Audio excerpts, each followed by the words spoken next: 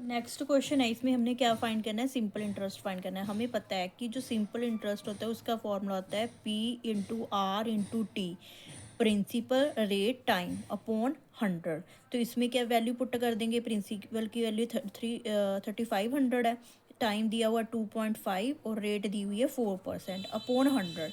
अब इसका परसेंट, इसके डेसिमल हटाकर जीरो एक नीचे आ जाएगी, 20 से 20 कट जाएगी, 5 2 ज़ा 10, 5 7 दा 50। अब इसको मल्टीप्लाई करोगे तो ये 350 रुपीज़ है जो हमारा सिंपल इंटरेस्ट आ जाएगा। अब देखो नेक्स्ट क्वेश्चन है, इसमें क्या दिया हुआ है, सिंपल इंटरेस्ट दिया हुआ है, रेट दिया हुआ है, टाइम दिया हुआ है। हमने क्या फाइंड करना है, प्रिंसिपल। हमें पता है कि जो सिंपल इंटरेस्ट होता है उसका फॉर्मूला होता है P into R into T upon 100।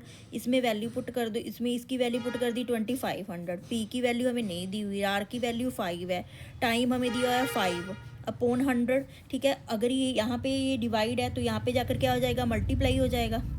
अगर यहाँ पे ये डिवाइड है तो यहाँ पे जाके मल्टीप्लाई हो जाएगा, और ये P ऐसे ही रह जाएगा, ये यहाँ पे मल्टीप्लाई है, यहाँ पे जाकर डिवाइड हो जाएंगे। ठीक है, अब इसको काट दो, 5 5 दा 25।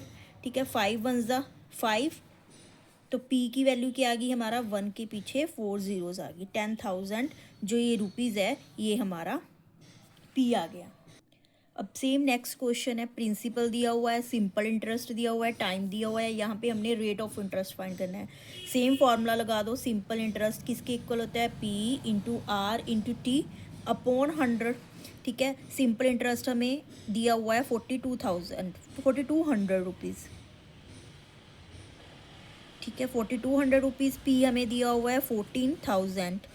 आर हमें दिया हुआ है नहीं, फाइंड करना है। टाइम हमें दिया हुआ है 6 ईयर्स अपॉन 100। वैसे ही ये यहाँ पे डिवाइड है, यहाँ पे जाकर क्या हो जाएगा, मल्टीप्लाई हो जाएगा। ठीक है, जो ऊपर के होते हैं वो नीचे आके क्या हो जाते हैं, डिवाइड हो जाते हैं। ये 14,000 यहाँ पे आ जाएगा, 6 यहाँ पे आ जाएगा, आर ऐसे ही रह जाएगा। तो इसके साथ 2 ज़ीरो के साथ 2 ज़ीरो इसकी काट गई, एक इसकी। अब इसको जब सिंप्लीफाई करोगे, 14 इंटू 10 अपॉन 14 इंटू 6, 2 3 दा 6, 2 5 दा 10। ठीक है, 3 1 दा 3, 3 4 दा 12, 14 के साथ 14 कट गया, 5% क्या रह गया, आंसर आ गया हमारा।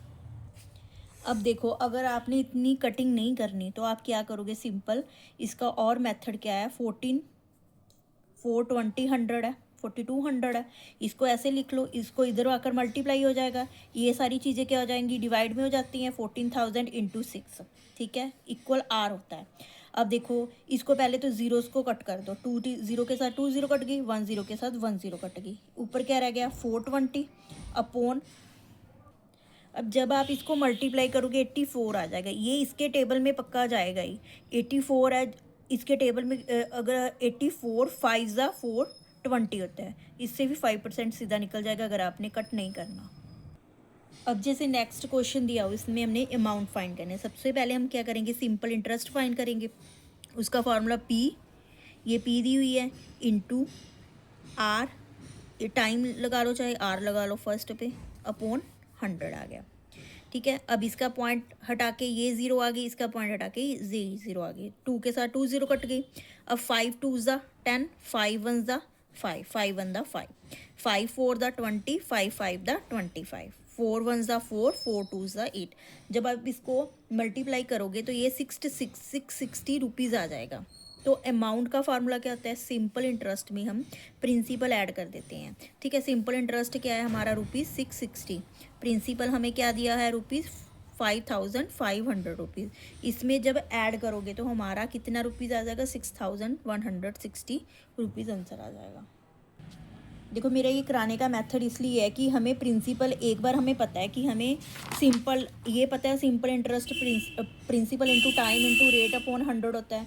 ठीक है, हमें अमाउंट पता है, प्रिंसिपल प्लस सिंपल इंटरेस्ट होता है, तो हमें ये फॉर्मूले लर्न करने की ज़रूरत नहीं है। हम सिंपल वैल्यू पुट करेंगे और आंसर आ जाएगा।